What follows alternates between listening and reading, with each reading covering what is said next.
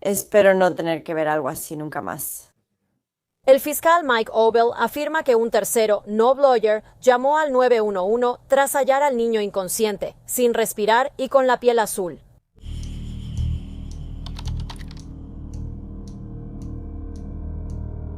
Bentley Jacob Myers nació el 28 de julio de 2022 en Greensburg, Pensilvania, hijo de Sherry Myers y Brett Bissett.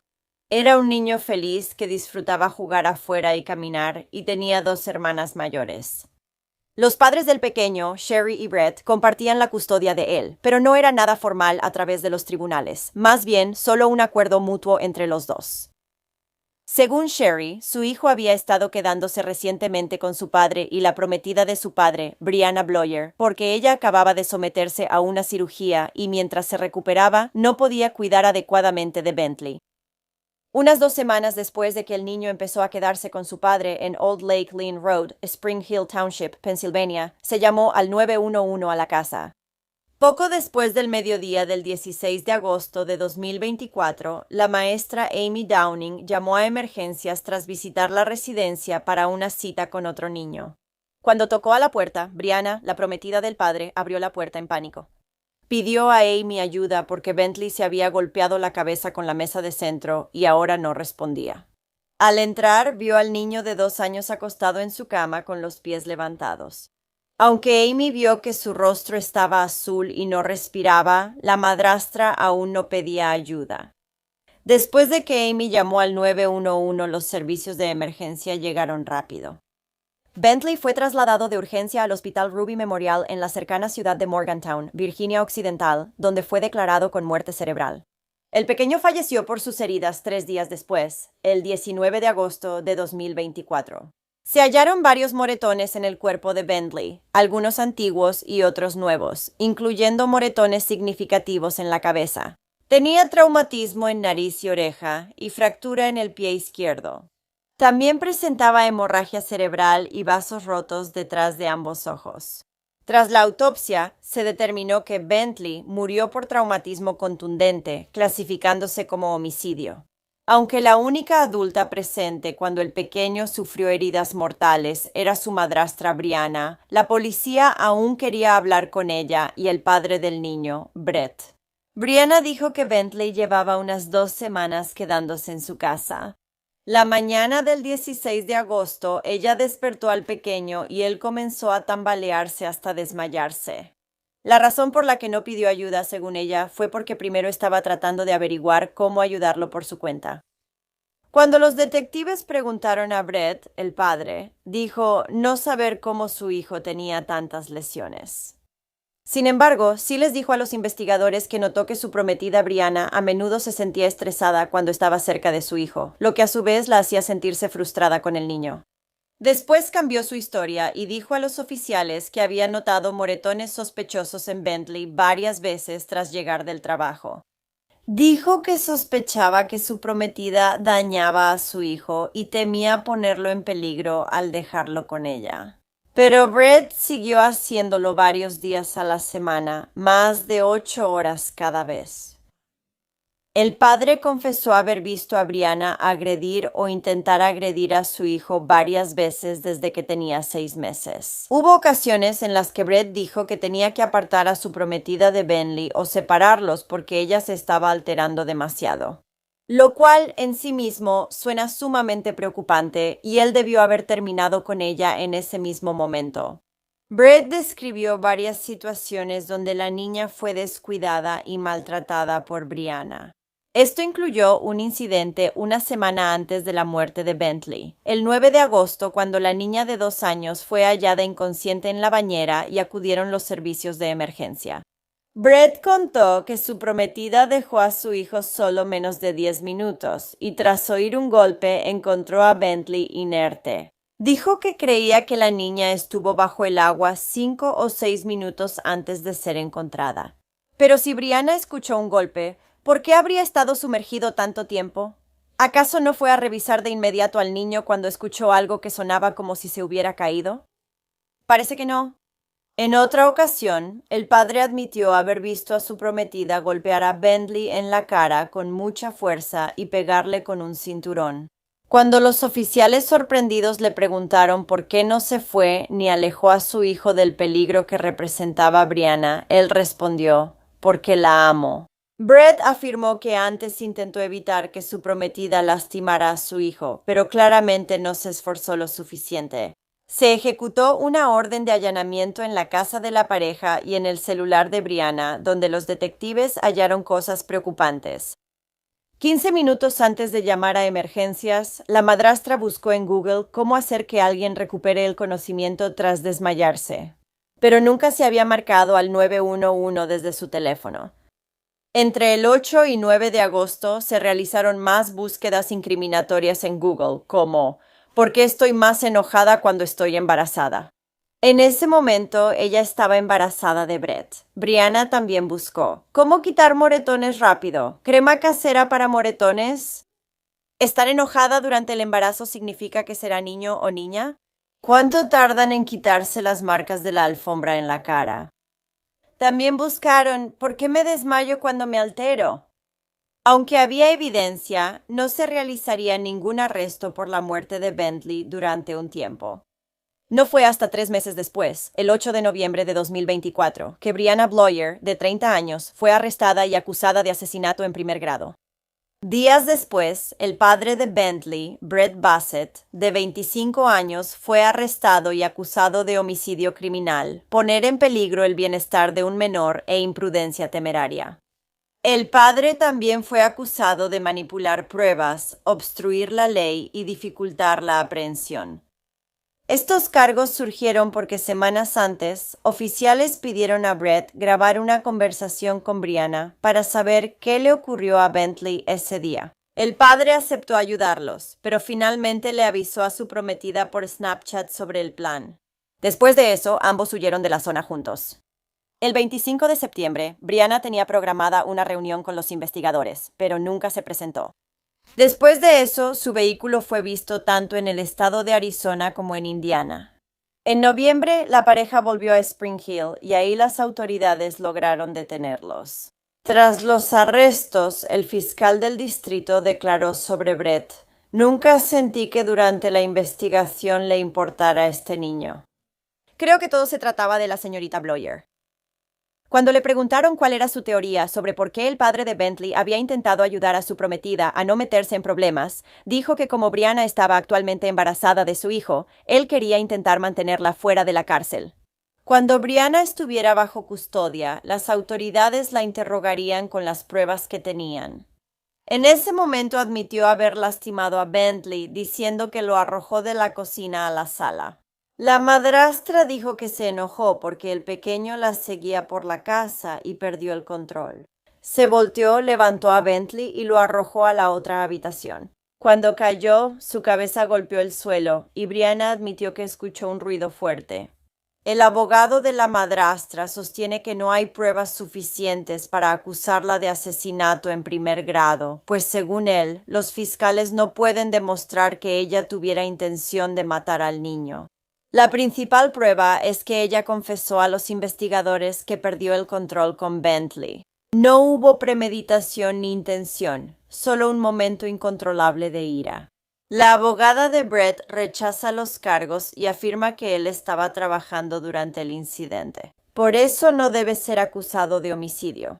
La fiscal afirma que Brett sabía lo que Brianna le hacía a Bentley y aún así lo dejó bajo su cuidado, exponiéndolo a un peligro considerable. El fiscal presentó en abril de 2025 una notificación citando 2 agravantes para pedir la pena de muerte contra Brianna, la edad de Bentley y las acusaciones policiales de que torturó al niño. Brianna y Brett están detenidos sin fianza en la cárcel del condado de Fayette. La policía revisó fotos de Bentley a lo largo de su vida y notó que en varias aparecía con moretones, quemaduras, rasguños y cortes preocupantes. Lo que me hace preguntarme, si ese es el caso, ¿entonces la madre de Bentley notó estas cosas? ¿O alguna vez las reportó a las autoridades? Hablando de la madre del niño, Sherry declaró públicamente: «Solo quiero justicia para mi bebé y saber por qué lo hizo. Era un bebé inteligente, siempre feliz, le encantaba salir, caminar y jugar». Él era nuestro orgullo y alegría. El funeral de Bentley Mayer fue en la funeraria Andrew D. Ferguson en Uniontown, Pensilvania, el 27 de agosto de 2024.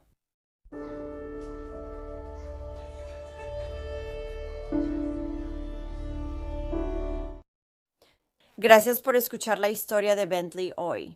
Es muy triste saber que su padre pudo haber evitado que esto sucediera, pero no parecía importarle lo suficiente su hijo. En cambio, simplemente dejó que su prometida hiciera lo que quisiera y lo tratara como le diera la gana, hasta que eso lo llevó a su muerte. ¿Qué opinas sobre este caso? El 10 de julio a las 8:30 a.m., Howard fue al Departamento de Policía de Kansas City para reportar la desaparición de su hija Olivia Jansen, de 3 años. Howard no había visto a su hija desde la noche anterior y esa mañana hallaron la puerta principal abierta. ¿A dónde había ido Olivia?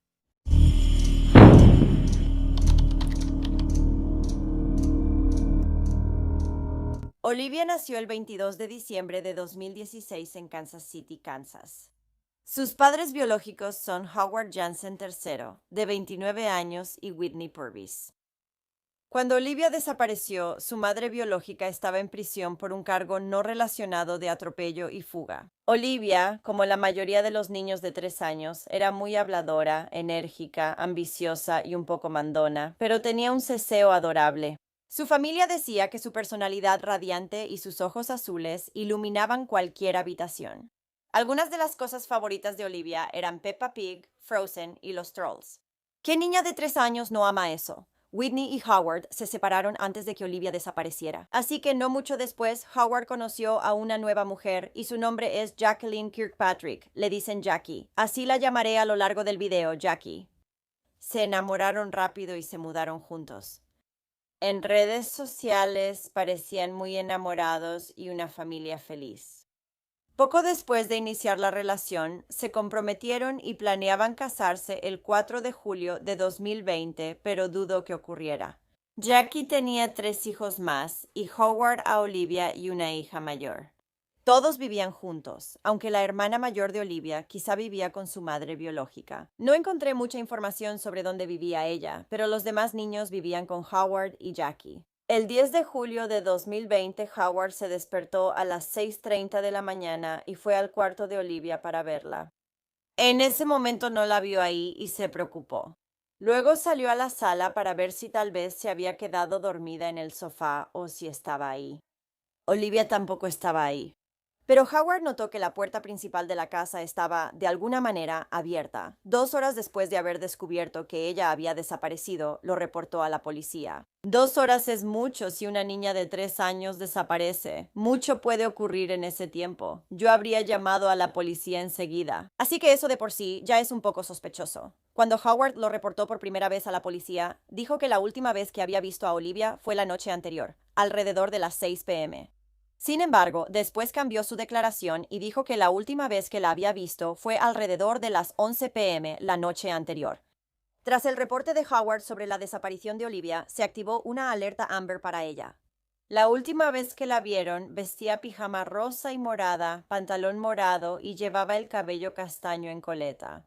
Pronto, varios miembros de la comunidad salieron a buscar. La policía usó drones, vehículos todoterreno y perros en la zona.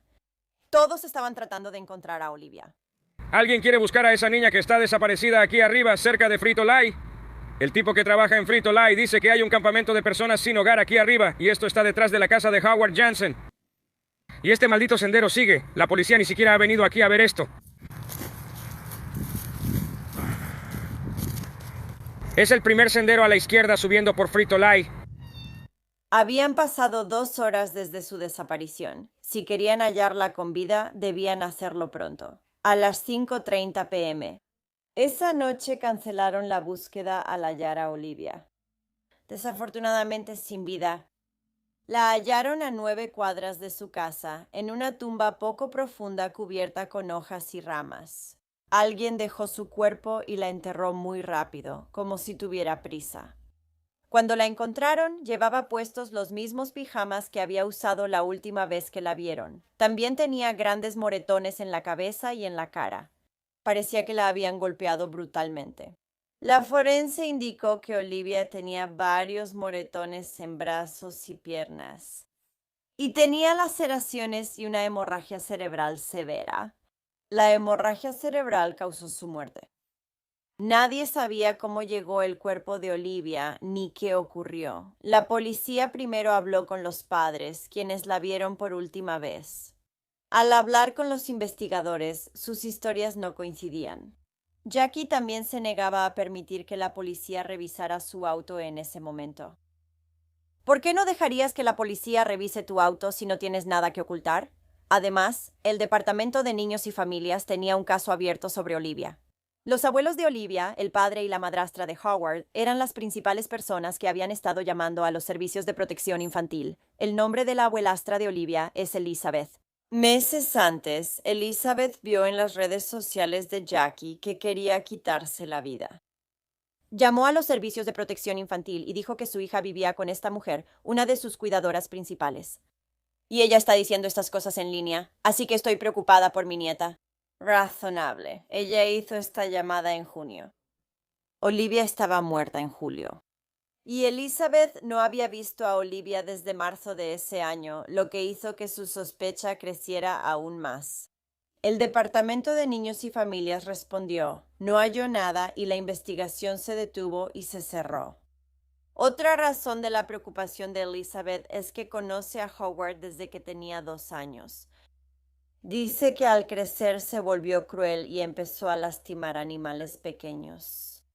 Cuando los animales hacían desastre en la casa, ella decía que había que apartar a Howard porque era muy violento con ellos. Pero la madre biológica de Howard y la abuela de Olivia dice lo contrario. Asegura que nunca lo vio dañar animales y no cree que él estuviera involucrado. Entonces, ¿quién lo sabe realmente? Creo que la madrastra tiene razón, ya que muchas madres harían todo por proteger a sus hijos, incluso en este caso. Por eso me inclino más hacia ella. Poco después de la primera llamada al departamento, Elizabeth volvió a contactar al Departamento de Niños y Familias de Kansas City.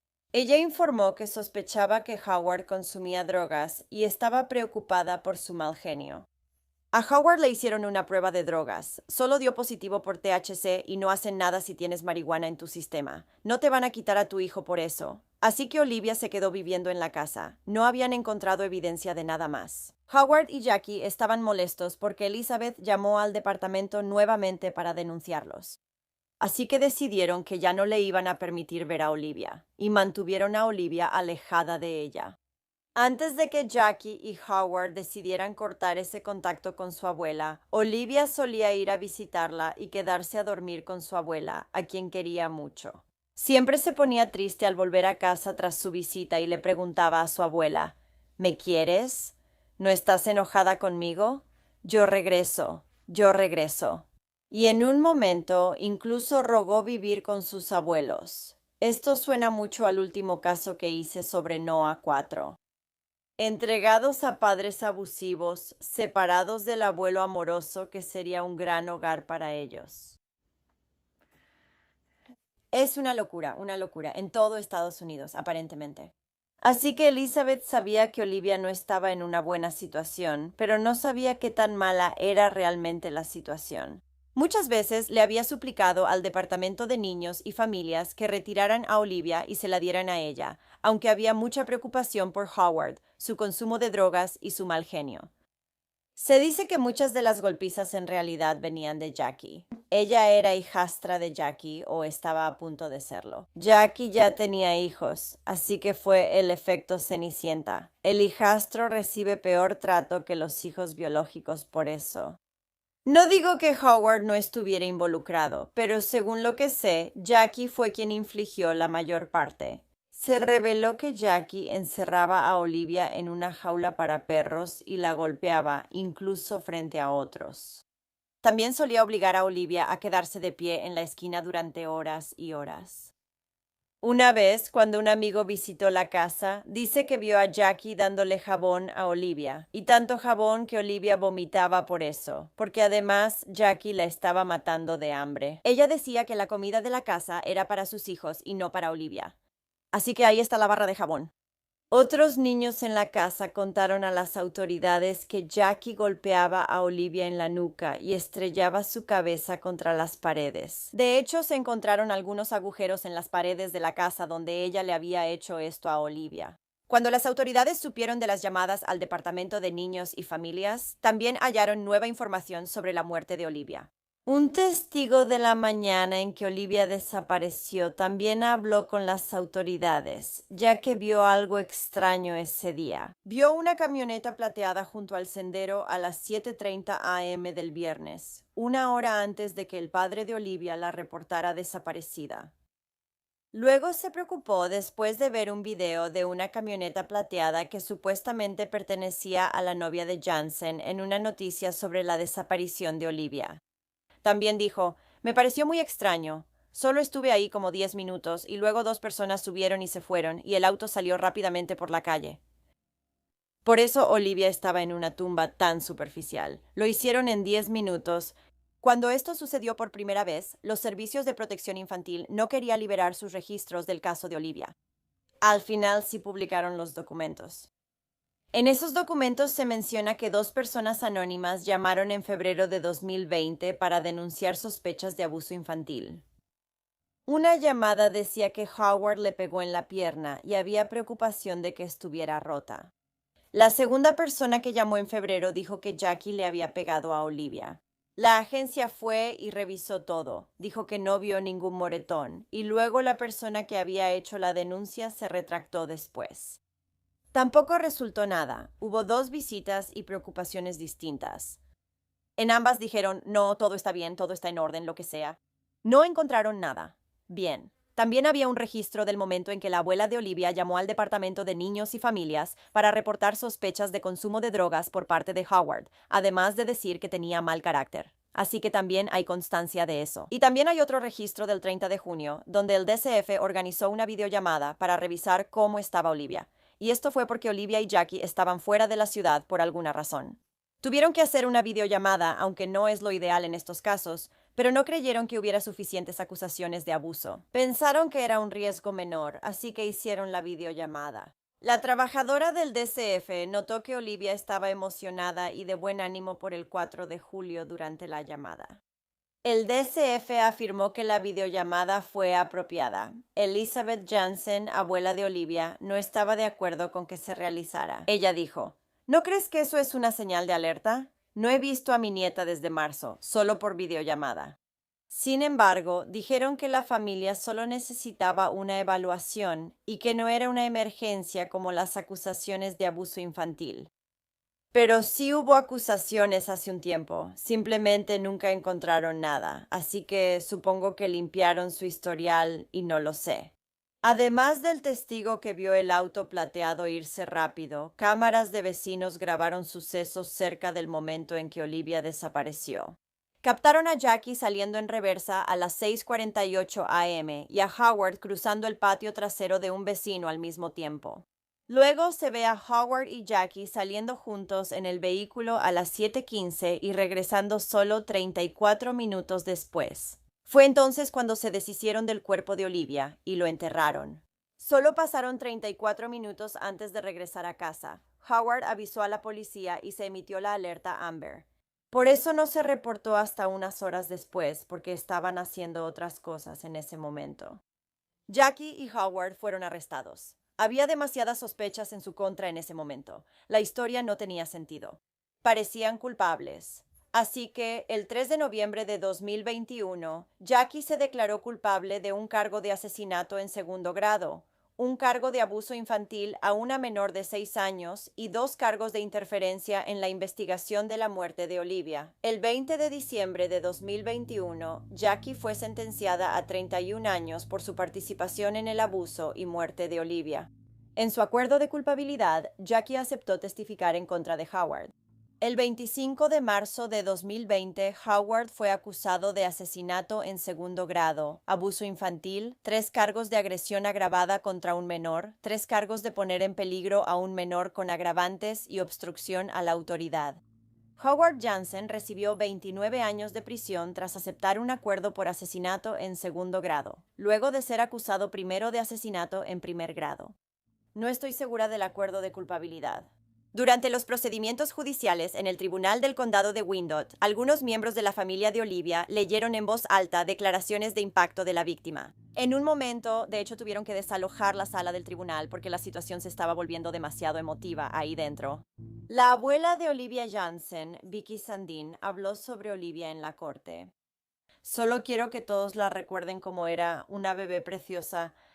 Era feliz y llena de alegría. Solo les pido a todos que la recuerden por quien es ella y no por las personas que le quitaron la vida. Así es absolutamente como deberíamos recordar a todas estas víctimas. Un gran memorial con velas, flores, globos y peluches surgió frente al lugar donde hallaron el cuerpo de Olivia. Se organizó una vigilia en memoria de Olivia. Su funeral fue el viernes 17 de julio de 2020 en el cementerio Maple Hill.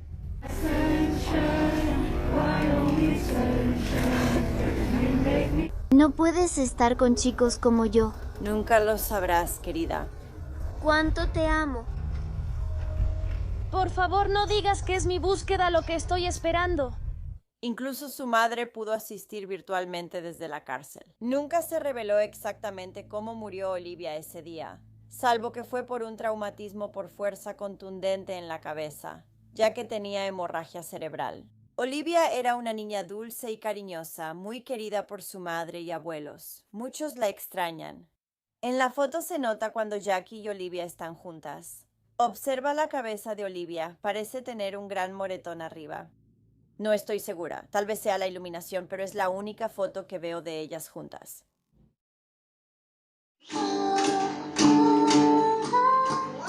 Por favor, no lo hagas, es mi razón de estar aquí. 3 familiares fueron arrestados en el aeropuerto de Gatwick el miércoles por la noche tras pasar 35 días en Pakistán, saliendo del Reino Unido un día antes de hallarse el cuerpo de Sara. El tribunal escuchó que fue hallada en la litera inferior, bajo una cobija, en una habitación de la planta alta de su casa.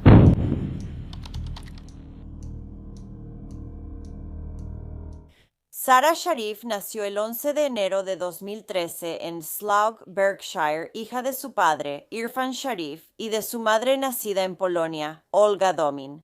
Se decía que Sarah era una niña muy cariñosa y segura de sí misma, que tenía la sonrisa más grande. Estaba llena de energía y podía hablar sin parar con cualquiera que la escuchara. El color favorito de Sarah era el rosa y su comida favorita era el biryani de pollo. Le encantaba tocar guitarra, cantar, bailar y hablaba de su sueño de ganar X Factor. Irfan, el padre de Sarah, se mudó al Reino Unido desde Pakistán en 2001 para estudiar y ahí conoció a la madre de Sarah, quien hablaba poco inglés. Se conocieron en línea en 2009 y se casaron meses después. La pareja tuvo un hijo en 2010 y 3 años después nació Sarah. Pero incluso antes de que naciera Sarah, la familia ya era conocida por la policía y los servicios de protección infantil. Por eso, al nacer, se aplicó de inmediato un plan de protección infantil. La policía había estado teniendo contacto con la familia en 4 ocasiones entre 2010 y 2012. Aumentaban las preocupaciones por violencia y negligencia en el hogar, incluso contra el hermano mayor de Sarah.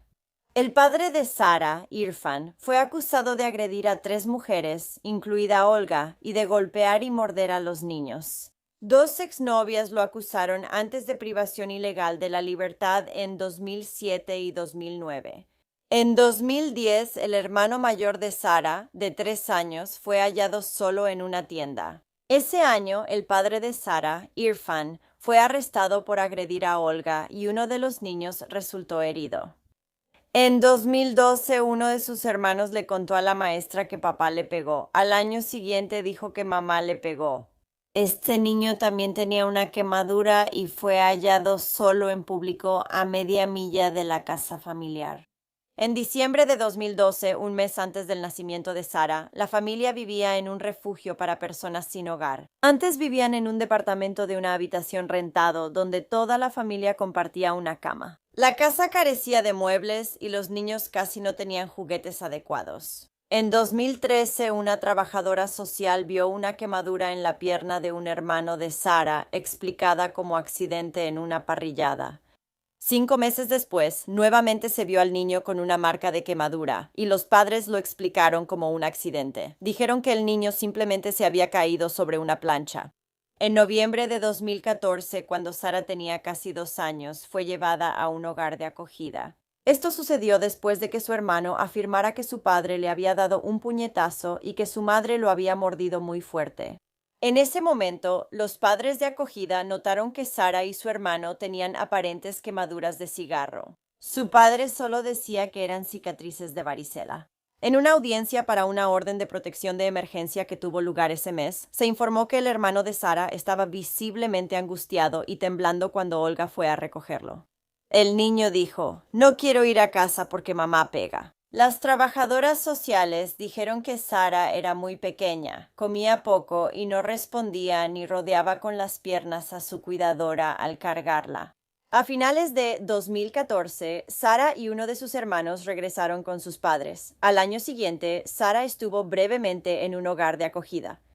Después de que Olga huyó de casa y denunció violencia doméstica, afirmó que su esposo le apretó un cinturón en el cuello. Olga también diría que antes, Irfan intentó prenderle fuego vertiéndole aceite por el cuerpo. Incluso la encerró en una habitación todo un día hasta que llegó la policía y la liberó. Tras dejar a Irfan, Olga llevó a Sara y su hermano a vivir con ella en un refugio para mujeres. A su padre solo le permitían visitas supervisadas. Estas visitas no salieron bien. En una, Irfan se acercó a Sara y ella le gritó que se apartara. Sara también se estremecía cada vez que Irfan la regañaba, pero sorprendentemente también lo abrazó durante una visita.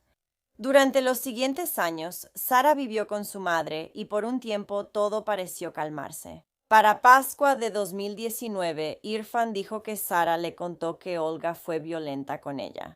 Grabó a Sara diciendo en su teléfono que Olga la pellizcó y abofeteó, pero no se sabe si el padre la animó a decirlo. Servicios sociales volverían a intervenir en la vida de Sara y decidirían con quién viviría. Aunque Irfan tenía antecedentes de violencia, una trabajadora social decidió que Sara y su hermano vivieran con él y su nueva madrastra. Antes de separarse oficialmente de la madre de Sara en 2014, Irfan conoció a Banish Batul, clienta de su negocio de taxis, y después se casaron. Banish ya tenía historial. Cuando conoció a Irfan, estaba casada con un esposo en Pakistán y otro en Luton.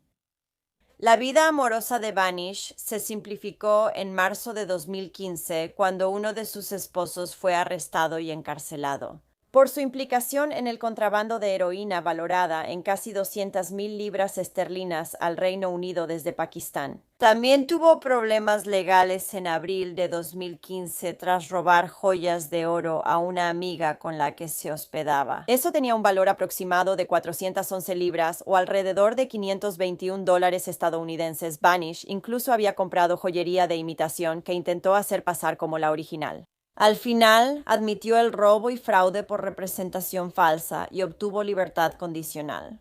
Luego se mudó con Irfan, cuya relación con Olga había empezado a deteriorarse cuando vivían juntos. Pronto quedó embarazada. La pareja terminaría teniendo un total de 4 hijos juntos. Pero esto la puso en una situación muy incómoda, ya que también seguía casada con otros 2 hombres y no se lo había dicho a Irfan. Banish inventó una historia. Le dijo a su ex en la cárcel que estaba embarazada de gemelos y a Irfan que ya los había tenido con su expreso. Explicó que debía visitarlo en la prisión para hablar sobre el cuidado de sus hijos. Irfan contó que ella le mostró fotos falsas de sus supuestos hijos y cada año les mandaba tarjetas y regalos de cumpleaños. En 2017, el esposo de Banish fue deportado a Pakistán para terminar su condena en prisión. Mientras tanto, su primer esposo regresó al Reino Unido con visa de cónyuge tras registrar su matrimonio exitosamente. De alguna manera, ella logró ocultarle su nueva relación y su nueva situación de vida. En 2018, ella e Irfan se casaron en una ceremonia civil en Surrey. Sin embargo, su primer esposo descubrió el engaño y volvió a Pakistán con el corazón roto en 2019. En 2022, Irfan también descubriría el engaño de Banish sobre sus gemelos. Esto pasó tras descubrir una carta de su ex pidiendo pruebas de que los niños existían. Al final, él decidió quedarse con ella. El juez, quien había decidido que Sarah y su hermano debían regresar al cuidado de Irfan, era el mismo que había estado involucrado en audiencias anteriores, de 2013 a 2015, lo que significa que estaba al tanto de todas las acusaciones previas hechas contra Irfan. Ahora la madre de Sarah había aceptado este acuerdo y ahora solo podría tener contacto con sus hijos durante 2 horas cada sábado, y estas visitas serían supervisadas por su madrastra. Los servicios sociales sabían que Irfan había sido abusivo antes, pero pensaban que al casarse de nuevo estaba cambiando. Sin embargo, Vanish e Irfan eventualmente evitaron que Sarah viera a su madre, Olga, tras ser devuelta al cuidado de su padre. Irfan y su esposa vivían en un pequeño departamento en la planta baja en West Byfleet, y Sarah asistía a la primaria St. Mary's. Era evidente para quienes los rodeaban que no iban bien en el hogar. Una vecina de arriba, Rebecca Spencer, los describió como una familia de pesadilla. Ella dijo que muy frecuentemente escuchaba golpes y ruidos provenientes de su casa. Sonaba metálico, como si golpearan y empujaran una puerta atascada. Estos ruidos muy a menudo eran seguidos por gritos que parecían provenir de un niño, y poco después todo quedaba completamente en silencio. Una vez, cuando hubo mucho ruido, la vecina fue a la casa de al lado para ver si todo estaba bien. Vanish le dijo que sí, antes de azotarle la puerta en la cara. Otra vecina afirmó que con frecuencia escuchaba gritos y golpes, seguidos de los desgarradores gritos de una niña. También oía a Vanish insultar y decirles cosas horribles a los niños. La vecina comentó que solo había silencio en esa casa cuando la familia salía de vacaciones. Según esta vecina, los gritos y alaridos ocurrían principalmente cuando Irfan trabajaba. Afirmó que nunca había escuchado una voz masculina abusiva con los niños. Pero ninguno de estos vecinos se preocupó lo suficiente para contactar a la policía o servicios sociales. En diciembre de 2020, Vanish le envió a su hermana algunas fotos de Sarah, con algunos moretones claramente visibles en los brazos y la cara. Y durante los siguientes 2 años continuaría enviando mensajes de texto sumamente preocupantes a su hermana sobre el trato que recibía Sarah en la casa. Ella decía que Irfan había dejado a Sarah llena de moretones y que una vez se sintió tan mal por la niña porque no podía caminar. También dijo que una noche Irfan mantuvo a Sarah despierta toda la noche obligándola a hacer abdominales. Vanish también le contó a su hermana cómo su esposo perdía el control, tiraba té caliente, rompía portarretratos y dañaba cortinas. En un mensaje incluso dijo que tuvo que empujar a Irfan para que no lastimara a Sarah. Pero nuevamente, ni Vanish ni su hermana contactaron a la policía o servicios sociales para informar otro incidente. El 8 de mayo de 2021, Vanish le escribió a su hermana: Irfan se está volviendo loco, estoy teniendo un ataque de pánico. Literalmente le va a romper el brazo o la pierna, no tengo idea de qué hacer, estoy en la otra habitación, él nos encerró afuera. Su hermana simplemente le respondió diciéndole que no se preocupara y que solo leyera el Corán en un mensaje que le había enviado a su hermana el 10 de febrero de 2022. Vanish dijo que Irfan había lastimado a su hija en medio de la noche, a la 1:30 de la mañana, mientras Sarah todavía estaba dormida. Ella había mostrado mal comportamiento por un tiempo, y de repente él se molestó y la atacó en la noche. Vanish también le contó a su familia que Sarah era acosada en la escuela. Su maestra también decía que a Sarah le costaba mantener amistades. En junio de 2022, Sarah fue obligada a usar hijab, aunque nadie más en su familia lo usaba. Varias personas encontraron esto muy extraño, pero no lo cuestionaron, muchas veces. Sarah se jalaba el hijab para ocultar su rostro si no quería hablar o la regañaban, aunque ya cubría casi toda su cara. Para marzo de 2023, su maestra empezó a notar moretones en su rostro. El 10 de marzo, observó un moretón oscuro bajo la barbilla y otro en la mejilla debajo del ojo. Sarah decía que se cayó patinando, pero su versión no era coherente. A su amiga le dijo que se cayó de la bicicleta. La misma amiga comentó que muchas lesiones de Sarah eran difíciles de notar porque siempre usaba camisas de manga larga y pantalones largos. Esta amiga fue a casa de Sarah a jugar y vio cerraduras en todas las puertas de los dormitorios. La escuela de Sara también registró que Banesh era muy agresiva verbalmente con los niños cuando los dejaba en la escuela. Esto preocupó a los funcionarios de la escuela de Sara, quienes contactaron a servicios sociales y, por tercera vez, Protección Infantil intervino en la vida de Sara. Tras 6 días de investigación, el consejo informó a la escuela que no habría más medidas, pero solicitó que continuaran monitoreando la situación. Lo cual no sé qué significa, porque si no van a tomar medidas ahora, ¿qué más podrían ver que los haga tomar medidas? Esto ocurrió aunque sabían el historial de acusaciones contra la familia. El 28 de marzo, Sara volvió a la escuela con un moretón en la cara. Su madrastra dijo que fue causado por una pluma. Al mes siguiente, la familia se mudó del pequeño departamento de 2 habitaciones a una casa más grande en Woking, también propiedad del Consejo del Condado de Surrey. Faisal Malik, tío de Sara, llevaba 4 meses viviendo con la familia y se mudó con ellos a la nueva casa. Desde entonces, Sara no regresó a la escuela. Su padre avisó por correo a St. Mary's que ahora su madrastra la educaba en casa. Fue porque la acosaban por usar hijab. Pero la única razón por la que la obligaban a usar el hijab en primer lugar era para cubrir todos los moretones que tenía.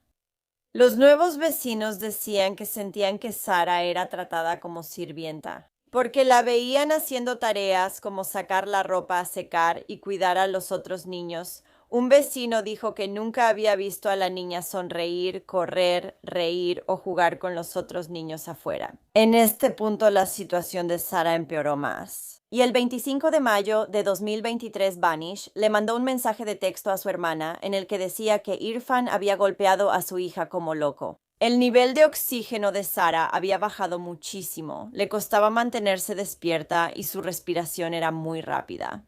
Las cosas empeoraron tanto que Sara vomitaba seguido y debía usar pañal por ensuciarse constantemente. Aún así, nunca la llevaron al hospital. Una tarde de agosto, una vecina cuyo jardín trasero daba a la casa de los Sharif oyó un grito desgarrador que se interrumpió de pronto. Según ella, sonaba como el grito de alguien con dolor y no sonaba nada bien. El 6 de agosto de 2023, la madrastra de Sara la grabó bailando en casa y parecía estar bien. Más tarde ese día, según Banish, el padre volvió a lastimar a la niña. 2 días después, el cuerpo de Sara no aguantó más y comenzó a deteriorarse visiblemente. Aún así, su padre pensó que fingía y la golpeaba en el estómago con una barra de metal. Esa noche, el hermano de Sara le escribió a un amigo: «Hola, es urgente, mi hermana acaba de fallecer». Luego, en la mañana del 10 de agosto de 2023, poco antes de las 3 a.m., la policía recibió una llamada de Irfan, quien les informó que su hija Sara estaba muerta en su casa de Surrey. También les dijo que había huido y que ahora estaba en Pakistán. Irfan dijo que Sara se portó mal las últimas 3 o 4 semanas y que solo la castigó legalmente, pero eso causó su muerte. Las autoridades hallaron el cuerpo de Sara bajo una cobija en su litera al llegar a la casa. Una patóloga determinó después que Sara presentaba más de 25 fracturas en varias partes del cuerpo, incluidas 10 en la columna vertebral. Además, presentaba una lesión muy rara en el hueso hioides del cuello, algo que la doctora nunca había visto en una niña. Además, Sara presentaba sangrado cerebral, una quemadura de plancha, otra de agua hirviendo y posibles marcas de mordidas humanas. Tenía lesiones extensas que se produjeron durante un largo periodo. La causa de su muerte se determinó como complicaciones derivadas de múltiples lesiones y negligencia. También hallaron una nota manuscrita de 3 páginas bajo la almohada de Sara, escrita por su padre, donde confesaba: «Quien lea esto, soy Irfan Sharif, quien mató a mi hija a golpes. Huyo porque tengo miedo, pero prometo entregarme y aceptar el castigo. Juro que no quería matarla, pero perdí el control». También decía: «Te amo, Sara». Hallaron sangre de la niña en el piso de la cocina, una aspiradora, un rodillo y un bate de cricket.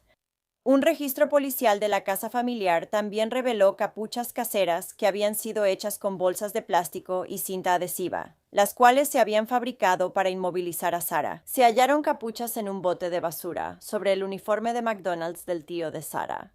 Se halló un cinturón con su ADN en una casita de juegos del jardín. También en el jardín estaban los leggings y el pañal sucios de Sarah, que estaban junto a una hidrolavadora, como si su cuerpo hubiera sido llevado ahí y lavado a presión.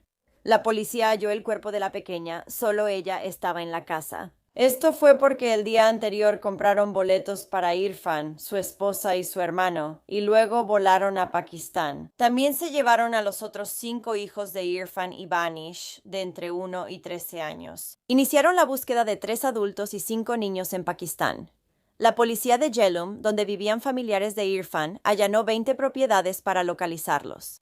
También detuvieron en un lugar desconocido a 2 hermanos de Irfan y a un cuñado que vivían en el país para intentar obligar a sus familiares buscados a salir de su escondite. El padre de Irfan y abuelo de Sarah, Mohammed Sharif, dijo que vio a su hijo por primera vez cuando llegó a Pakistán.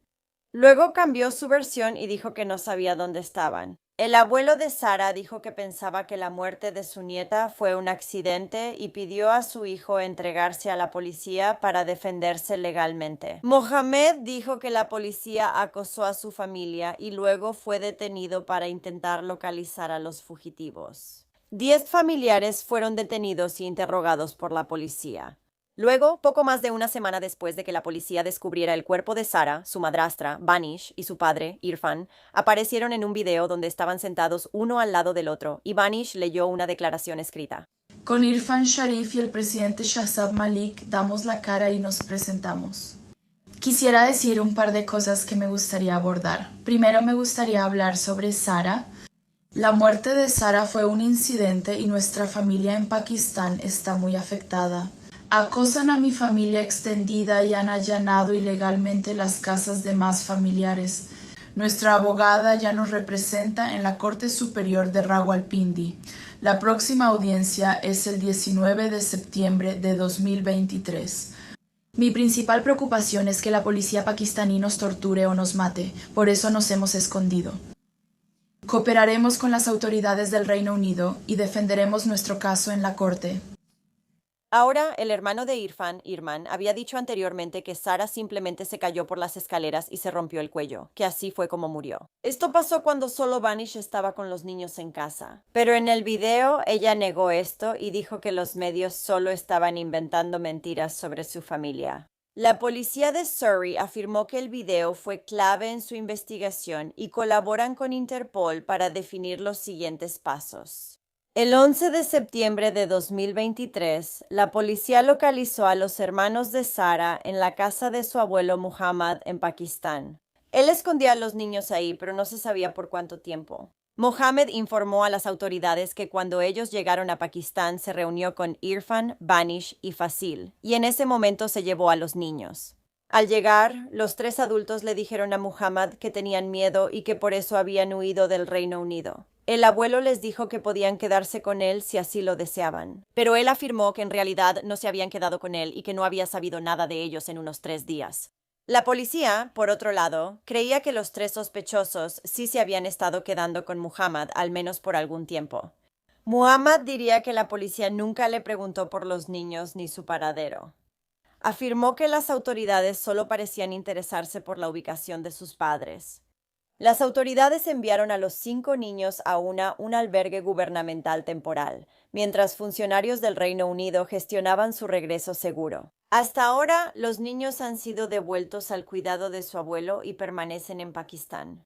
2 días después de hallar a los niños, ubicaron a los 3 adultos sospechosos.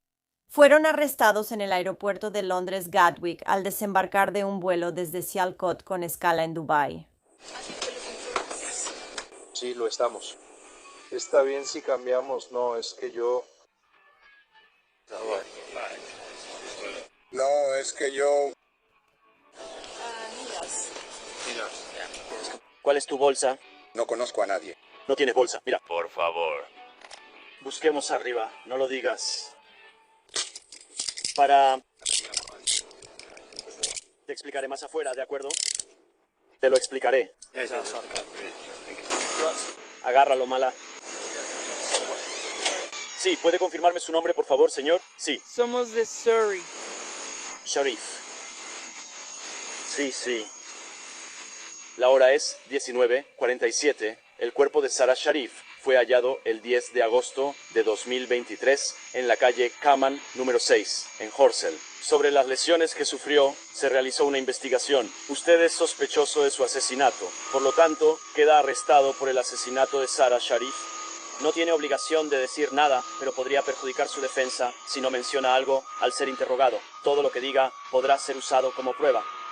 Por lo tanto, queda arrestado por el asesinato de Sarah Sharif. No tiene obligación de decir nada, pero podría perjudicar su defensa si no menciona al ser interrogado algo en lo que luego se base ante el tribunal. Por sus lesiones y la investigación, usted es sospechoso de asesinato. Por favor, no diga que espero eso. Los tres fueron acusados de asesinato y de causar o permitir la muerte de un niño. Por favor, podría presentarse. ¿Qué quiere hacer? Entonces, Mi nombre es Binish Batul. está por ser entrevistada por asesinato. ¿Qué entiende por asesinato? ¿Qué entiende por ese delito? Matar a alguien. Sí, entonces, es matar intencionalmente a alguien, en términos muy simples. Ese es el delito por el que fue arrestada y del que hablaremos con usted.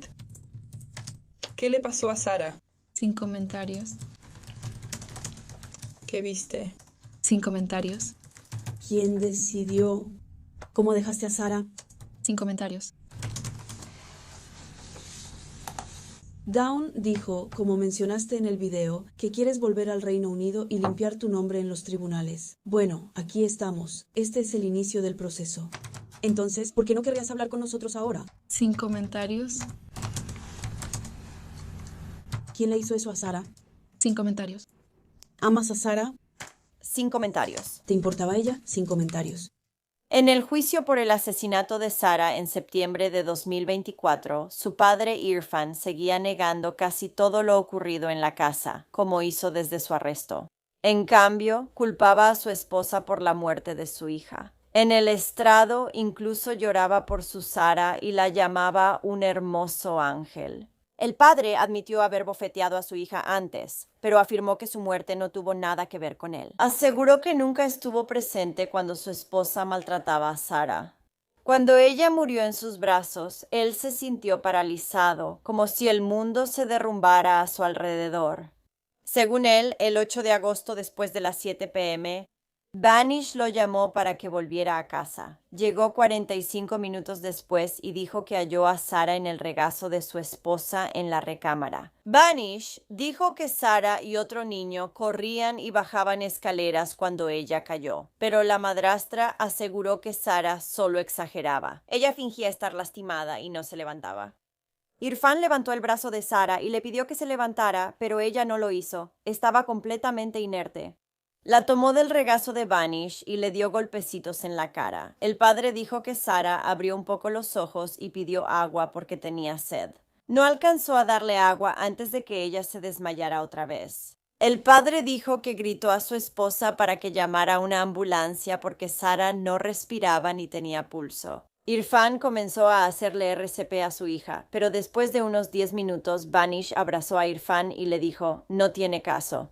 No es necesario, ella está muerta. Él aseguró que llamó él mismo a emergencias porque Banish le había quitado el teléfono. Después dijo que debía proteger a su familia. Irfan contó que el plan era que Banish se quedara con su familia en Luton mientras él avisaba a la policía sobre la muerte de Sarah bajo su cuidado. Banish hizo 30 llamadas a familiares, pero nadie quiso ayudar por miedo. Banish le dijo a Irfan que asumiera la responsabilidad por la muerte de Sarah, asegurando que solo pasaría de 3 a 5 años en prisión.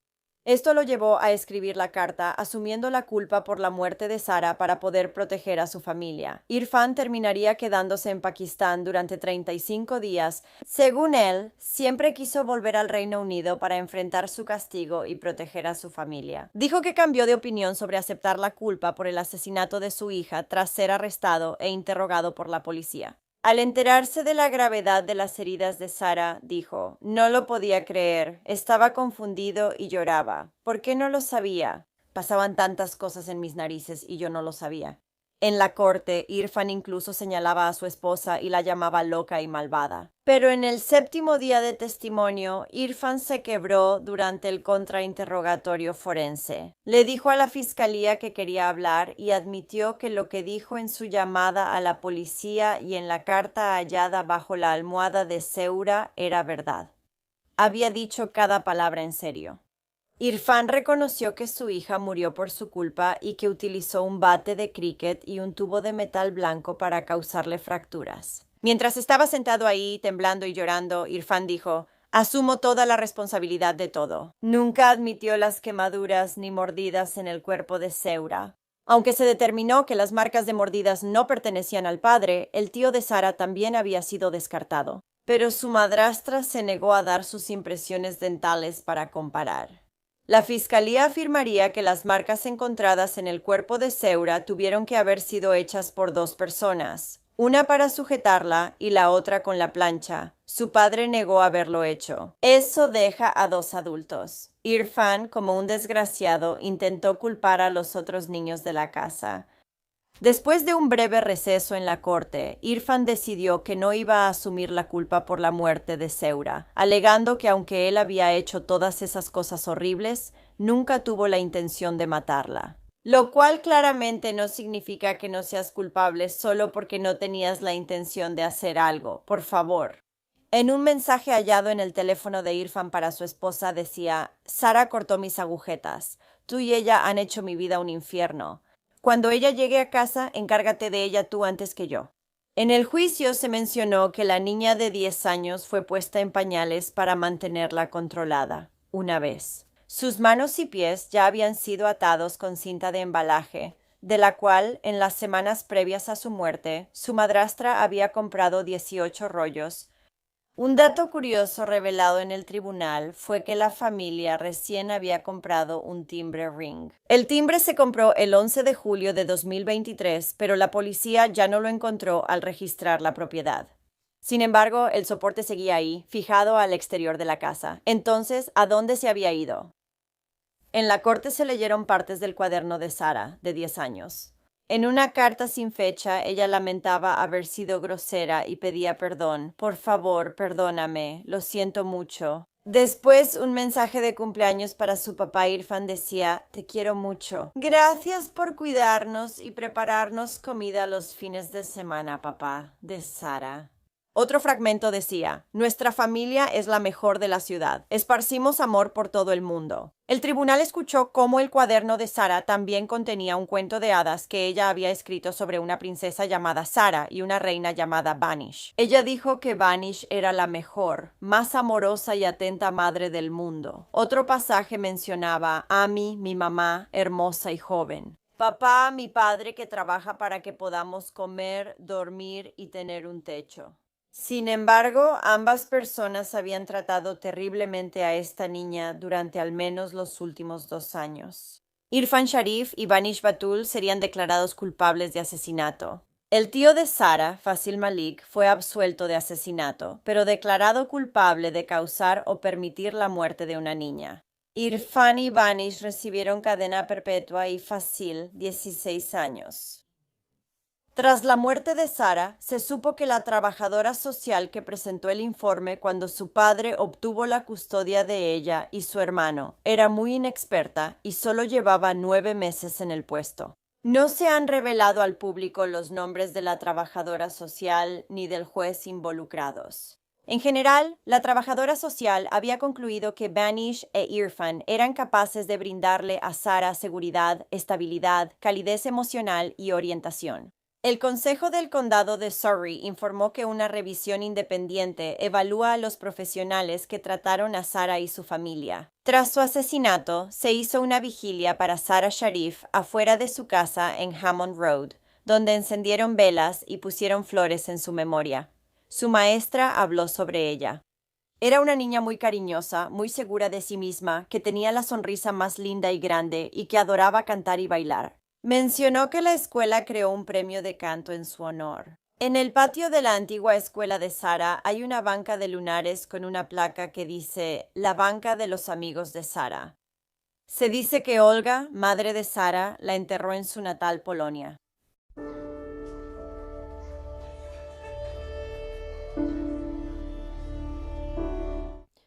Bueno, gracias por escuchar la historia de Sarah hoy. A esta pobre niña casi todos le fallaron en su vida. Su padre la maltrató, su madre la maltrató, su madrastra la maltrató, incluso su tío parecía estar involucrado. Y los servicios de protección infantil no hicieron nada para intervenir y evitar que ocurriera este terrible abuso infantil. ¿Qué opinas de este caso? La estudiante de la primaria Corner fue vista por última vez el viernes por la mañana camino a la parada del autobús. La búsqueda nocturna en el vecindario no tuvo éxito, pero el domingo los equipos seguían decididos. 5 minutos después de empezar la búsqueda, el padre de Justin revisó su casa rodante.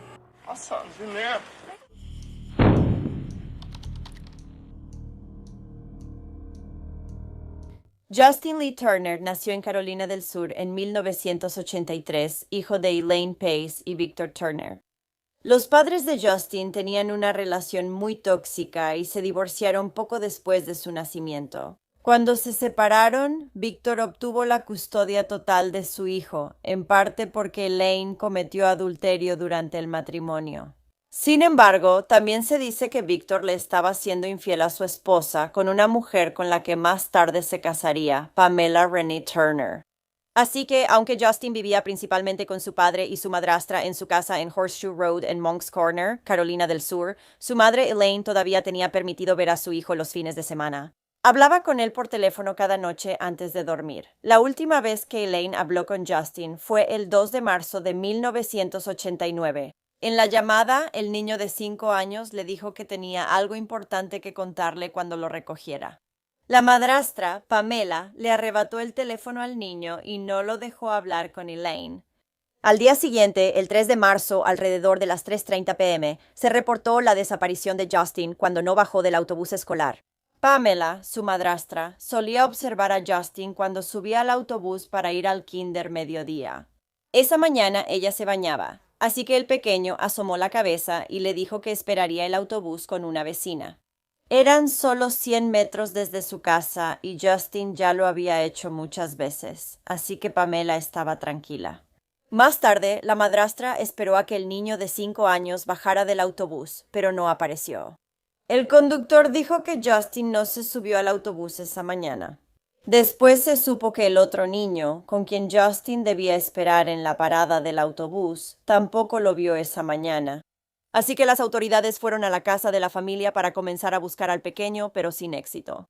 La búsqueda de Justin siguió varios días, con muchos policías y voluntarios ayudando. La policía interrogó a Elaine, madre de Justin, pensando que podría saber el paradero de su hijo. Ella llevaba tiempo en disputa por la custodia con Victor, el padre de Justin, por lo que las autoridades pensaban que pudo habérselo llevado. Elaine no sabía dónde estaba Justin y estaba desesperada porque la policía dejara de interrogarla y buscara a su hijo. Durante la búsqueda de Justin, a Elaine no le permitieron entrar a la propiedad de Victor para ayudar. Victor y Pamela, como la policía, creían que ella estaba relacionada con la desaparición de su hijo. 2 días después del reporte de desaparición de Justin, la policía revisó de nuevo el área cerca de su casa por si se les había escapado algo. Victor, el padre de Justin, participó en la búsqueda, seguido por un equipo de noticias mientras buscaba a su hijo. Durante ese tiempo, Victor se acercó a una casa rodante que estaba en su propiedad para poder mirar adentro y ver si Justin estaba ahí. Retrocedió de inmediato y exclamó: «Mi hijo está ahí adentro». Por favor, no. Es yo. ¿Dónde está? ¿Dónde está? ¿Allí adentro? Víctor encontró el cuerpo de su hijo, pero no lo abrazó ni sostuvo como creo que muchos padres harían. En cambio, se alejó de Justin sin intentar tocarlo ni abrazarlo en absoluto. También parecía que Víctor no derramó ni una sola lágrima. Que tengas buen día, igualmente. Buen día. No digas que es por mí.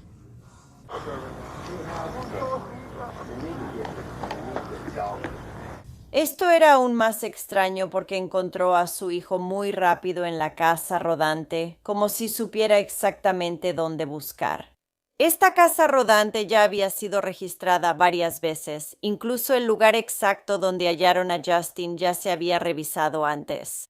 Aunque era el sitio ideal para que un niño de 5 años se escondiera y se perdiera, estaba claro que Justin no entró ahí solo. Cuando se realizó la autopsia del pequeño, se determinó que murió estrangulado con una ligadura.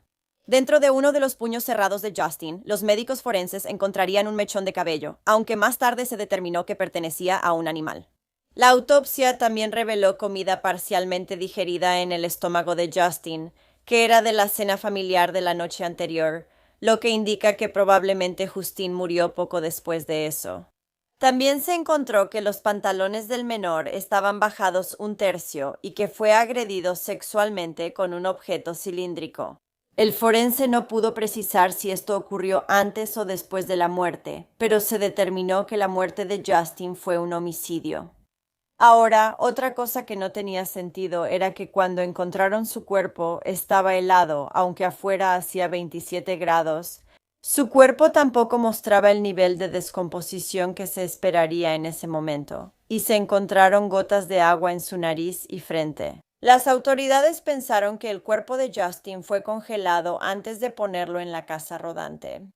Aunque se afirmó que la casa rodante ya había sido registrada, el detective que dijo que la revisó 2 días antes admitió que no se acercó al lugar exacto donde hallaron el cuerpo de Justin. Después, falló la prueba de polígrafo cuando le preguntaron si había registrado la casa rodante. Sin embargo, la mamá de Victor, la abuela de Justin y una vecina dijeron que revisaron la casa rodante días antes y no vieron indicios de Justin. 2 días después de hallar al niño, pidieron a su madrastra Pamela, última persona que lo vio, que se hiciera una prueba de polígrafo. Durante ese periodo, ella negó saber sobre lo ocurrido a su hijastro, pero se concluyó que Pamela mintió en todas sus respuestas. Se descubrió que estaba bajo los efectos de Valium durante la prueba. Programaron otro polígrafo para que Pamela fuera al día siguiente. Pero antes de que eso pudiera suceder, el sheriff que encabezaba la investigación informaría a los medios que Pamela era sospechosa. Luego, ella y su esposo Victor contrataron a un abogado y dejaron de cooperar con las autoridades. Lo que hacía más sospechoso a Victor, el padre de Justin, era que otros miembros de la búsqueda lo vigilaban antes de que encontrara el cuerpo de Justin. Dijeron que parecía nervioso. Se retorcía las manos y preguntó a un policía qué pasaría si alguien había lastimado o matado intencionalmente al pequeño. Muy extraño. Se había ejecutado una orden de cateo en la casa de la familia Turner. Como resultado, la policía incautó una correa para perro, sábanas, cabellos y fibras. Hallaron un congelador en un cobertizo de la propiedad. Agentes de la División de la Policía Estatal comenzaron una investigación que duró todo el día, buscando huellas en la casa rodante, registrando la casa de los Turner e intentando abrir la cajuela de uno de los autos viejos estacionados en el patio. Contamos con el laboratorio estatal y revisaremos todas las pistas. Todo estará bien. Vecinos que conocían a Justin Turner lo describieron como lleno de vida y feliz, pero no del tipo de niño que se iría con un desconocido. Los investigadores no especulaban públicamente sobre la naturaleza de la muerte de Justin Turner.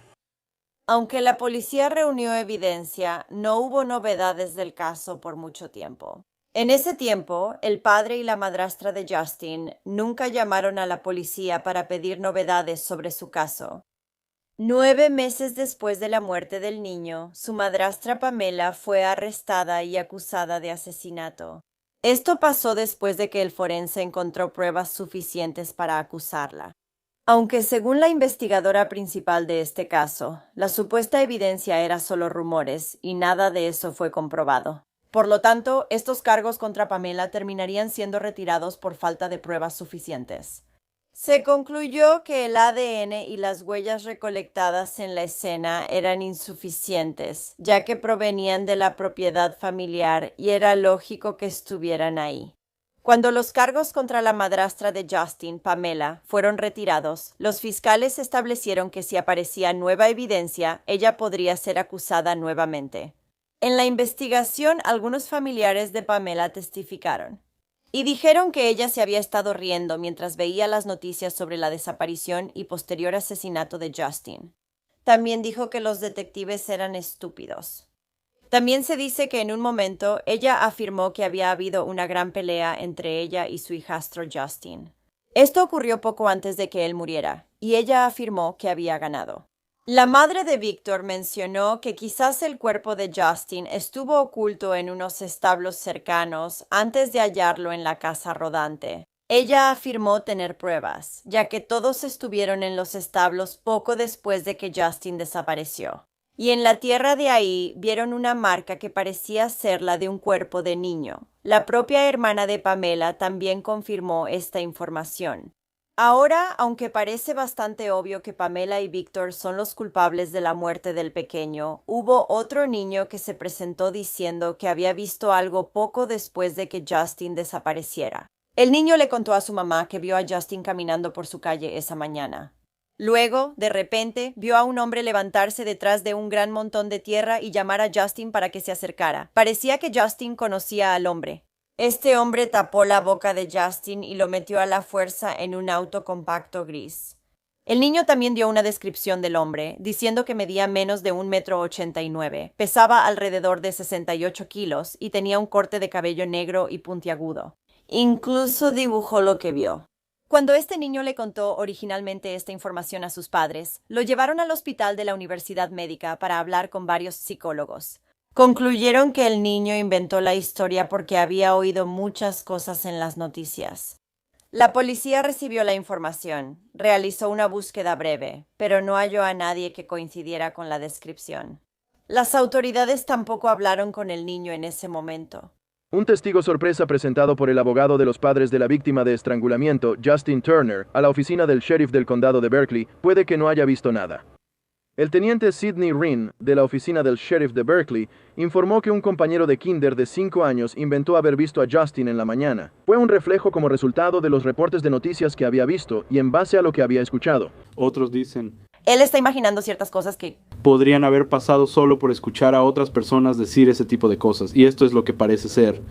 Sin embargo, hablarían con él 2 años después del asesinato de Justin y, según la madre del niño, temían por su vida después de que él revelara esta información, ya que habían recibido varias llamadas anónimas amenazándolo para que dejara de hablar.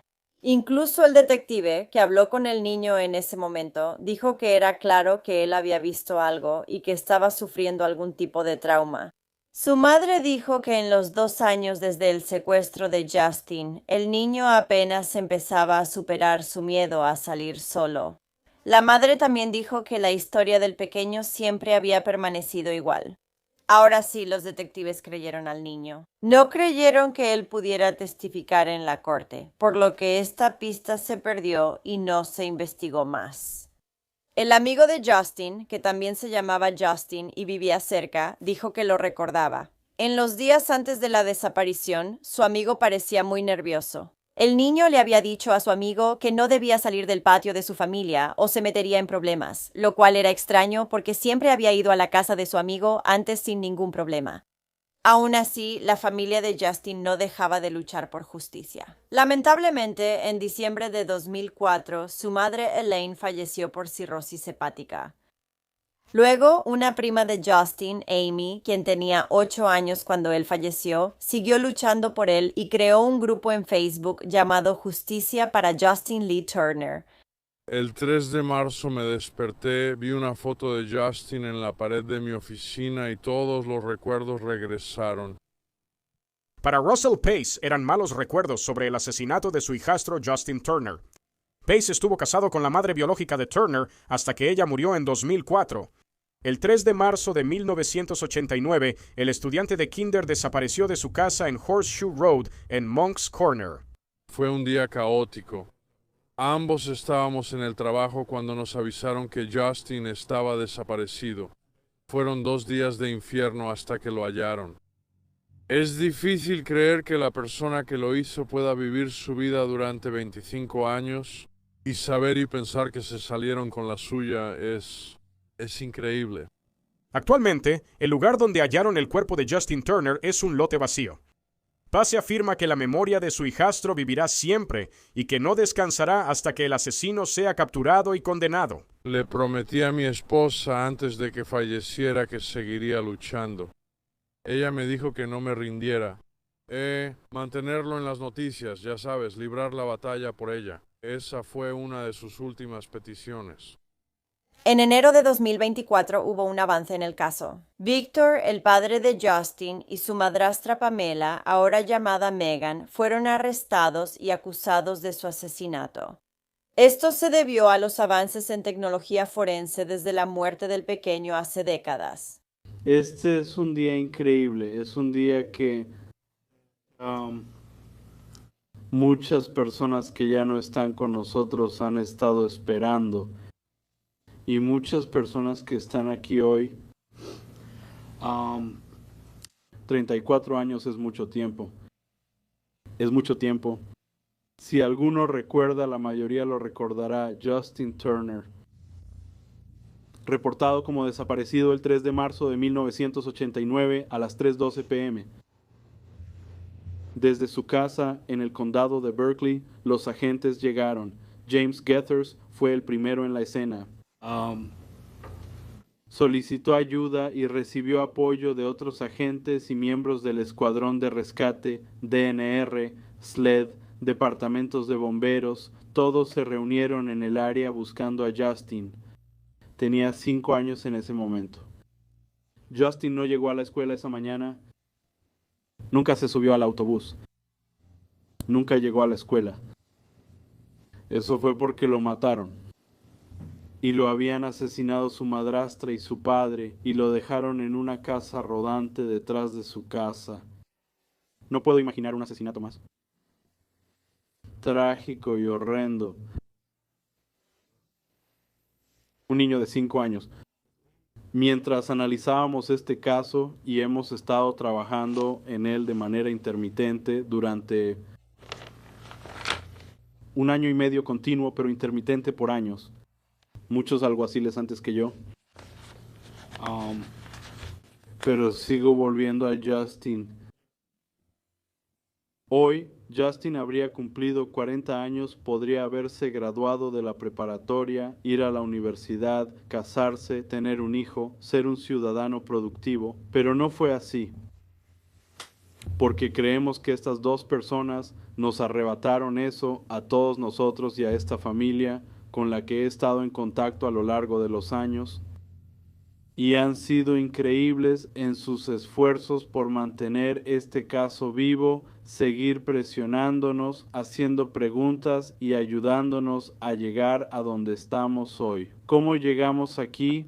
Estamos aquí gracias a algunas personas en esta sala, gracias al trabajo de investigación y forense de SLED, sus agentes y todos los involucrados de la oficina del sheriff. Muchas personas ayudaron a armar este caso con los años y quiero agradecerles. Sabemos que Justin fue estrangulado hasta morir. Había marcas de ligadura en su cuello. Recuperamos lo que creemos evidencia del asesinato. Tenemos mucha evidencia forense. Llegamos gracias a la nueva tecnología y la medicina forense. Todos sabemos cómo han cambiado las cosas con el tiempo. Y seguimos insistiendo, trabajando y esforzándonos hasta que finalmente conseguimos lo que necesitábamos para lograr un arresto. Tengo que decir que rezo para que Justin nos mire desde el cielo y se alegre de que hoy hay algo de justicia. Todavía hay algo de justicia. Quiero decir, pudimos precisar la hora de la muerte con el contenido del estómago de Justin esa mañana. Declaraciones hechas durante la primera entrevista, la investigación inicial en la escena, todas esas cosas. Pero pudimos usar algunas pruebas forenses que no habíamos tenido disponibles antes. Y eso nos permitió vincular el arma homicida que creemos se usó para estrangular a Justin con la ropa y la tela de su ropa en el momento de su muerte. Hay muchas otras cosas que lo explican, pero esas son solo un par de ellas. Pudieron comparar fibras microscópicas de una correa de perro que se había recogido de la casa de la familia durante la investigación con fibras que se encontraron en la camisa de Justin y en la herida de su cuello. Creían que la correa, junto con un collar que nunca recuperaron, se usaron para matar a Justin. Finalmente, un juez desestimó los cargos contra el padre y la madrastra. Indicó que, como muchos testigos no estaban disponibles o habían fallecido y varias pruebas como la casa rodante y el collar de perro no pudieron obtenerse ni analizarse, no había suficiente para procesar a la pareja. De hecho, un collar de perro nuevo se compró en un Walmart 31 años después de la muerte de Justin, y eso fue lo que usaron para comparar las fibras. Hubo una llamada grabada entre la detective del sheriff que investigaba el caso y la experta forense contratada para analizar los objetos. En la llamada, la experta forense pregunta, ¿qué tan segura estás de que fue la correa? Yo no lo creo. Los cargos contra Victor y Megan fueron desestimados definitivamente, así que la decisión es definitiva y no puede reabrirse. Han pasado más de 30 años esperando esto. ¿Qué onda, amigo? Han pasado más de 30 años sin poder hablar. Hemos estado bajo sospecha. Y nuestra vida ha sido un infierno por todo esto. Los Turner dicen que, durante 35 años, la sospecha de estar involucrados en la muerte de Justin Turner, de 5 años, ha pesado sobre sus vidas, tras múltiples audiencias en este juzgado. Quiero decir, no lo hicimos. Cada pequeña cosa que salía, todos intentaban señalar hacia nosotros. Nadie veía los hechos reales. Parecía que la decisión se tomó desde el inicio y así ocurrió todo. Creo que nos hallaron desde el inicio. Los Turner dicen que su siguiente paso es respirar hondo e irse a casa. El padre de Turner dice que está triste porque nunca sabrán la verdad. Me alegra que esto haya terminado, pero ahora realmente nunca sabremos mucho. El abogado de Victor y Megan intentó presentar una nueva teoría sobre el asesinato de Justin. Afirmó que el asesino serial Ricardo Marcavantes había sido quien mató al pequeño. Ricardo era conocido por secuestrar niños pequeños, a menudo cerca de sus paradas de autobús. Luego los agredía sexualmente y los mataba. Ricardo también estaba cerca de la casa de los Turner cuando murió Justin. El funeral de Justin Lee Turner fue el martes 9 de marzo de 1989 en la Funeraria Park, con más de 200 asistentes. Fue sepultado con algunas de sus cosas favoritas, un muñeco de las pasas de California, una camiseta de su equipo de béisbol favorito y un peluche Pound Puppy. La madre de Justin, Elaine, escribió sobre su hijo en el primer aniversario de su muerte en un texto titulado Mi queridísimo Justin. Decía, había una vez un niño llamado Justin a quien todos han llegado a conocer. Escribo esta historia con la esperanza de que sus hijos vivan y crezcan. Nació en brazos de mamá, fue amado, cuidado y creció. Él tomó su mano mientras aprendía a caminar. Demasiado pronto ella lo supo. Justin era su nombre, tan hermoso y dulce, amado por todos los que conocía. Nació por amor, pero el odio lo arrebató. Como todo niño, era inocente y puro. Ahora debemos soportar el por qué le pasó esto a él. Era precioso y saludable, con mucho por vivir. Cuando se lo llevaron, se llevó su risa para siempre. Su familia lo amaba mucho. Ahora preguntan por qué tuvo que irse. Te llevaré conmigo para siempre, Justin. Te amo, mami.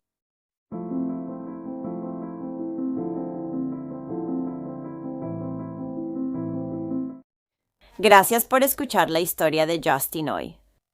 Hay muchas pruebas que indican que su padre y madrastra son culpables de su asesinato. Pero parece que en este punto nunca habrá justicia para este pequeño niño. Con la policía sin más pruebas y el hecho de que su padre y su madrastra ya no pueden ser condenados. ¿Qué piensas de este caso? ¿Qué crees que le pasó a Justin? Era dulce y muy obediente. Sam siempre fue un niño de mamá y desde bebé amaba Toy Story. Él simplemente amaba Toy Story y a Buzz y Woody, ya sabes, esos dos eran sus favoritos, pero los quería a todos. El niño fue hallado muerto en un motel a unas 2 horas al noreste de Houston 2 semanas atrás, tras ser reportado como desaparecido. El forense confirmó homicidio.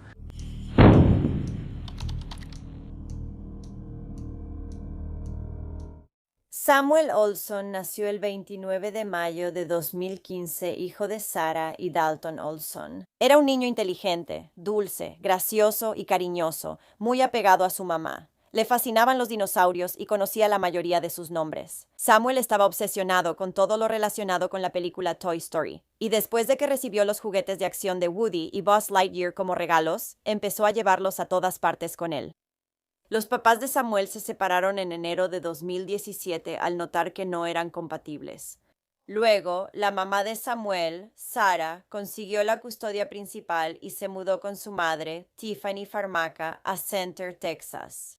El papá del niño, Dalton, quien supuestamente no estaba muy involucrado, mantuvo derechos de visita y se le ordenó pagar la manutención. Sin embargo, después de que Samuel fue a visitar a su papá en enero de 2020, Dalton se negó a devolver al niño a su mamá. Luego, Dalton evitó todos los intentos de la corte para obligarlo a regresar a Samuel con su mamá, y estos esfuerzos realizados por la corte supuestamente se extendieron más por la pandemia. Sarah, mamá de Samuel, incluso buscó ayuda policial para recuperar la custodia. Le dijeron que era un asunto civil que no podían resolver y debía acudir con un juez, lo cual ya había hecho.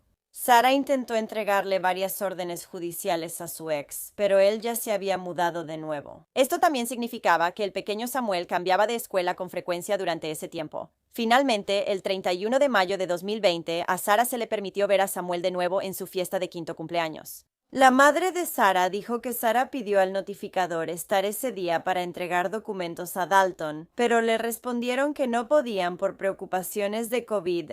Sarah y su madre fueron a la fiesta de Samuel y tras meses sin verla, él le dijo, «Sabía que vendrías por mí». Fue en ese momento cuando Sarah decidió intentar salir a escondidas por la puerta lateral de la casa de la madre de Dalton, donde se celebraba la fiesta, con Samuel y llevárselo de regreso a casa con ella, donde debía estar. Pero cuando intentaba irse con su hijo, Dalton se dio cuenta de lo que estaba pasando y salió corriendo de la casa de su madre y saltó frente al auto de Sarah. Luego afirmó que Sarah lo atropelló. Tras el enfrentamiento, Sarah permaneció en la casa hasta que llegó la policía. Al intentar explicar la situación, la arrestaron por agresión agravada con arma mortal. De nuevo, no pudo salvar a Samuel y él permaneció con su padre Dalton. Luego, se emitió una orden de protección y no contacto de Dalton hacia Sarah, excluyendo específicamente a Samuel. La comunicación con Dalton y su familia sobre Samuel seguía permitida. Ese día también ocurrieron 2 hechos reveladores. La nueva novia de Dalton, cuyo nombre era Teresa Balboa, le gritó a la madre de Sarah, «Ojalá tuviera mi bate para poder golpear a Sarah con él». Y Dalton, de manera psicótica, le dijo a Sarah, «Nunca volverás a ver ni a hablar con Samuel». Y lamentablemente esto resultó ser cierto. Porque unos 10 meses después, el 27 de mayo de 2021, 2 días antes del 6º cumpleaños de Samuel, su padre Dalton lo reportó desaparecido. Dalton y su nueva novia Teresa Balboa le dijeron a la policía que alrededor de las 7:30 de esa mañana, Sarah y un policía falso con uniforme llegaron a la casa de la madre de Teresa en la cuadra 8800 de McAvoy Drive, donde estaban de visita. Al llegar, según Teresa, Sarah exigió la custodia de su hijo. Por eso Teresa, diciendo que no tenía opción, entregó a Samuel. Teresa no llamó a Dalton, que estaba en el trabajo, hasta las 11:40 para avisarle lo sucedido. La pareja no reportó la desaparición del niño hasta las 6 p.m. Ahora, Teresa y Dalton ni siquiera vivían juntos. Vivían a aproximadamente 1 hora y media de distancia. Pero desde el 30 de abril, Samuel se quedaba con Teresa en su departamento en Webster, Texas.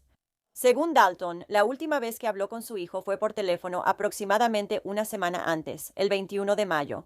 Ahora, en cuanto a por qué Samuel se estaba quedando con Teresa desde el principio, no está exactamente claro porque Dalton dio 2 versiones diferentes. Una era que Samuel tenía que hacer cuarentena en el departamento de Teresa para no llevar COVID a su casa, donde vivía con Dalton y su abuelo de alto riesgo. Dalton también decía que Samuel seguía con Teresa porque no tenía auto y trabajaba mucho en la construcción.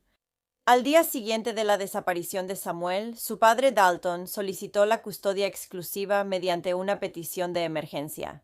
Acusó a la madre del niño, Sarah, de no ser apta. Cuando los investigadores hablaron con la madre de Samuel, Sara, para saber si tenía a su hijo o conocía su paradero, ella dijo que no lo había visto en casi un año. Luego, ella dio a los investigadores videos de seguridad que mostraron que no salió de la casa ese día. La policía de Houston alertó a los medios por el niño desaparecido. Sin embargo, no mencionaron al oficial uniformado de la declaración inicial de Teresa, ya que estoy segura de que no tenían razón para creer sus tonterías. La última vez que alguien fuera de la familia vio a Samuel fue el 30 de abril cuando fue a la escuela por última vez. Nadie de la escuela informó esto a las autoridades. Esto es lo que Dalton, el padre del niño, y su novia Teresa dijeron sobre la desaparición de Samuel. Mi nombre es Dalton Olson, D-A-L-T-O-N-O-L-S-O-N. Dalton, estos deben ser momentos difíciles. ¿Puedes decirme cómo ha sido? Siento que estoy viviendo una pesadilla de la que no puedo despertar. Ningún padre debería tener que sentir esto. No puedo comer, no puedo dormir. Sin palabras, amigo, te entiendo. ¿La policía te ha dicho algo o te ha dado alguna información? Estamos haciendo todo lo posible en este momento para salir y buscarlo. Estamos tratando de cooperar y darles todo lo que necesitan. Le dimos todo lo posible. Toda información importante o no la entregamos. Solo estamos tratando de hacer todo lo posible para cumplir con nuestra parte y ayudar a que mi hijo regrese a casa sano y salvo, porque eso es lo único que importa al final del día. Por favor, ayúdenme a encontrar a mi hijo. ¿Cómo se llamaba su hijo? Samuel Olson acaba de cumplir 6 años el 29, tiene el cabello largo y despeinado arriba y corto a los lados. Sí. Y dijiste que repartirás volantes. Sí, señor, todos estábamos ahí. Hemos estado en el área de Pasadena Laporte repartiendo volantes. Ahora mismo estamos aquí en el suroeste de Houston repartiendo volantes. Vamos a ir al área donde fue visto por última vez y vamos a repartir volantes. O sea, en cualquier lugar donde podamos entregar algo a alguien por si han visto algo. Cualquier pequeña información ayudará. Muchas gracias. Muchas gracias. ¿Qué quieres que la gente sepa? Solo queremos encontrar a Sam. Eso es todo. Solo pedimos cualquier información. Por favor, cualquiera que pueda, ayúdenos a encontrar a Sam. ¿Qué significa para ti? Él lo es todo para mí. Es mi bebé. Nosotras... Como dije, he hecho tareas escolares con él. Le he enseñado muchas cosas y solo queremos que regrese. ¿Alguna información? Por favor, ayúdenos a encontrarlo y traerlo a casa. ¿Y cómo te sientes en este momento? Las palabras ni siquiera pueden describir lo angustiada, abrumada y asustada que estoy. Hay tantas emociones que... Ha sido difícil. Ha sido realmente difícil. ¿Realmente lo amas? Por supuesto, he hecho todo lo posible por él. También por Dalton, porque ha sido difícil, realmente ha sido muy difícil. Pero sabemos que lo encontraremos. Cuéntanos qué haces con la policía ahora. Estamos haciendo búsquedas. Todo lo que la policía nos pide que hagamos, lo estamos haciendo. Todo lo que nos han dicho o aconsejado, lo estamos haciendo. Así que hemos hecho todo. Porque eso es parte de esto. Sí. Sí, han estado en el departamento y en todas partes, pero ya buscaron. Y vamos a seguir buscando hasta que lo encontremos. ¿Tú qué opinas? ¿Dónde estará?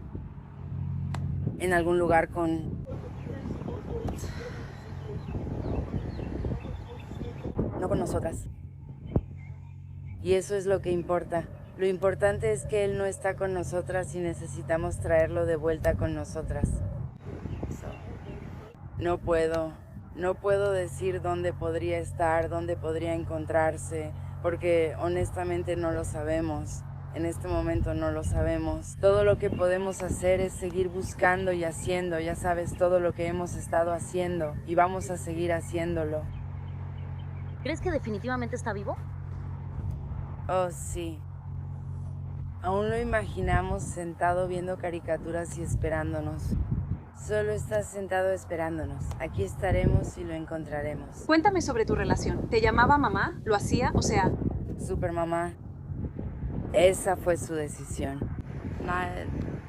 No fue por nosotros ni lo hicimos. No lo obligamos porque yo decía que no quería imponer eso. pero ya sabes, solía llamarme Supermamá. No me olvidé, perdí mi trabajo este año. O Teresa.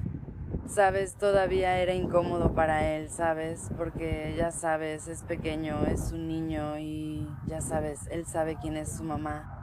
Él sabe quién es su mamá, pero también sabe cuánto me importa y que todo lo que he dicho que haría por él, lo he hecho. Vamos a encontrarlo. Sé que vamos a encontrarlo. Aunque la policía dijo que vieron a Samuel por última vez el 30 de abril, su abuela paterna, Tanya Olson afirmó que ella lo vio el 2 de mayo. Dijo que escuchó a Samuel al fondo en una llamada una semana antes de que desapareciera. Tanya también declaró que su hijo Dalton, padre de Samuel, no era un mal padre, nunca lastimaría a su hijo y lo ama con todo su corazón, incluso moriría por él. La abuela materna de Samuel, Tiffany Fármaca, contó que en el último cumpleaños de Samuel, él le dijo que no le gustaba estar con su papá. Y tampoco le agradaba a Teresa. Según él, ambos eran muy malos con él. Sin embargo, no dio más detalles. El 31 de mayo, 4 días tras la desaparición de Samuel, la policía de Houston y Texas EquuSearch buscaron al niño de 5 años en los apartamentos de Webster, donde se quedaba con Teresa, novia de su papá, y Benjamín Rivera, exnovio y compañero de cuarto de Teresa. No lo encontraron. Poco después, Crime Stoppers recibió una pista que llevó a la policía a la habitación 106 de un Best Western en Jasper, Texas, a más de 100 millas de la casa del papá de Samuel en Houston. En la habitación del hotel hallaron a Teresa Balboa con un gran contenedor de plástico. Y dentro de ese contenedor encontraron el cuerpo en descomposición del pequeño Samuel Olson, de 5 años. Parecía que llevaba tiempo muerto. Una autopsia determinaría más tarde que el niño había muerto por traumatismo por fuerza contundente y que su muerte fue un homicidio. La policía recuperó el cuerpo de Samuel y arrestó a Teresa, quien quedó bajo custodia por manipulación de pruebas, y su fianza se fijó en $100,000. Sin embargo, sus cargos más tarde serían elevados a asesinato capital. Las autoridades hallaron videos donde Teresa y otro hombre bajan de una camioneta el contenedor con el cuerpo de Samuel y lo llevan a una habitación de hotel. Se descubriría que el nombre de este hombre era Dylan Walker y que de hecho él había sido quien llamó a Crime Stoppers. Según Dylan, el 30 de mayo, un día antes de hallar el cuerpo de Samuel, se reunió con Teresa Balboa en el estacionamiento de un Walmart en Cleveland, Texas. Ahí ella le pidió llevarla a una bodega en Webster, Texas, donde recogió el contenedor con el cuerpo de Samuel. Luego fueron al Best Western y Dylan rentó una habitación a su nombre. Tras unas horas dejó a Teresa en la 106. Dylan, al notar un olor terrible del contenedor, decidió llamar a Crime Stoppers camino a casa. Dylan Walker fue arrestado y acusado de manipulación de pruebas, pero salió bajo fianza y fue liberado rápidamente.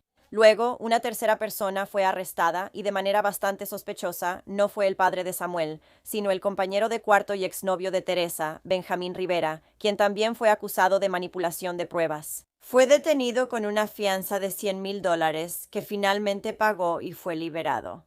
El compañero de cuarto de Teresa, Benjamín, terminaría diciéndole a las autoridades que había recibido una llamada telefónica de Teresa el 10 de mayo, y en ese momento ella le dijo que Samuel estaba muerto en su departamento. Él estaba en el trabajo en ese momento, pero cuando regresó al departamento más tarde, encontró al niño acostado en la cama, inconsciente. Comentó que notó moretones en todo el cuerpo del niño.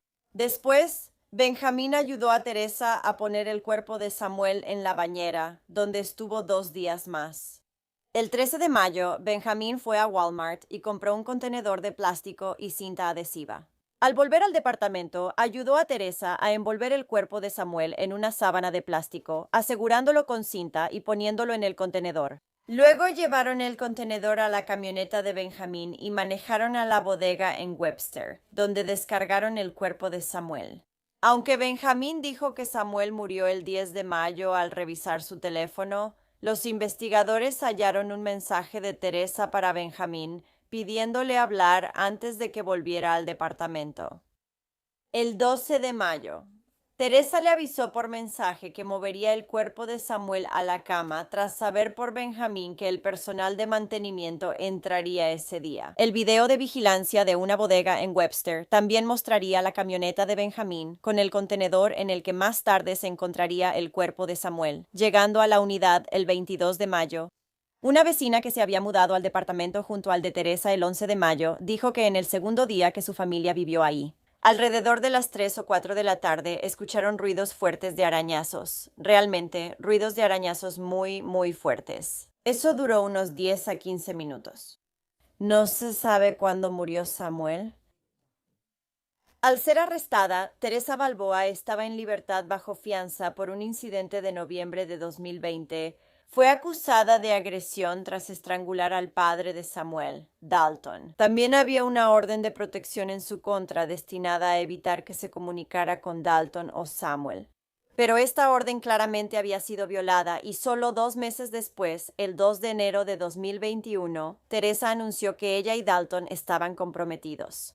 Mi pregunta es, ¿por qué Dalton dejó que esta mujer cuidara a su hijo tras ese incidente? Aunque él estuviera trabajando a todas horas o necesitara que Samuel estuviera en cuarentena, esa no es la clase de persona que querrías que cuidara a tu hijo.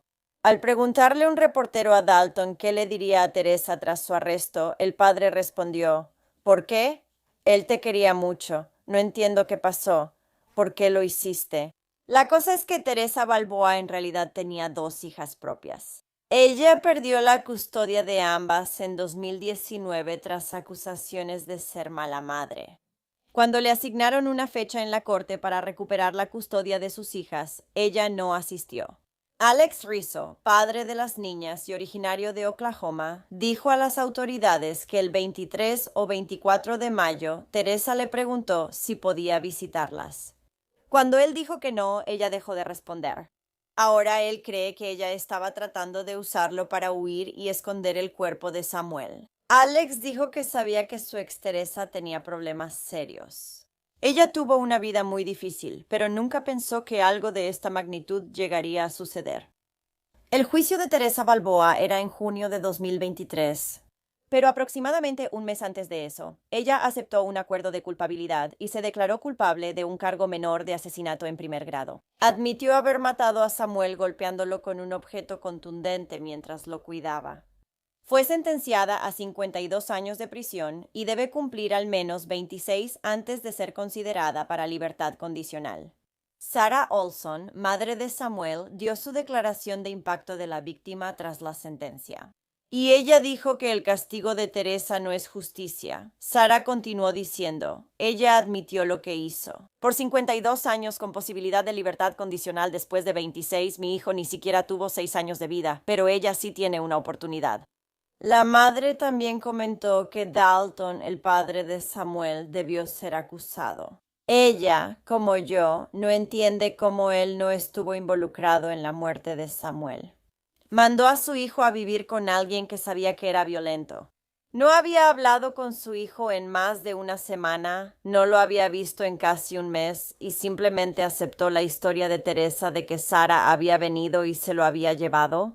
No tiene sentido. Y además, él había violado no 1 ni 2, sino 3 órdenes judiciales para poner a Samuel bajo el cuidado de Teresa. Al parecer, Dalton también intentó contactar a Sarah por cerca de una semana tras hallar el cuerpo de Samuel, pero ella se negó a responder sus llamadas. Por medio de un abogado, Dalton Olson negó implicación en la desaparición y muerte de su hijo Samuel, aunque ni él ni su familia han hecho comentarios públicos. Tras la muerte de su nieto, Tiffany Farmiga dijo públicamente, no quiero que lo olviden. Sé que no lo va a traer de regreso, pero tal vez ayude para que esto no le pase a otro niño. El cuerpo de Samuel Olson fue cremado y hubo un servicio privado el sábado 10 de julio de 2021.